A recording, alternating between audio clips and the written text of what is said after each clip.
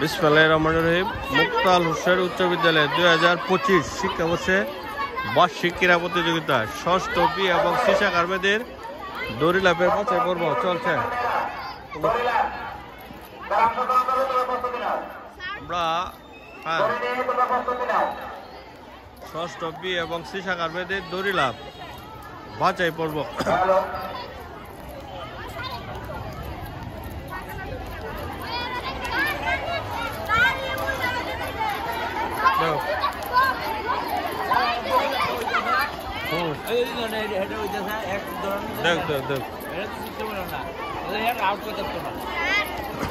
দুই ভাই আমরা গোনালে এক পায়ে যাবে।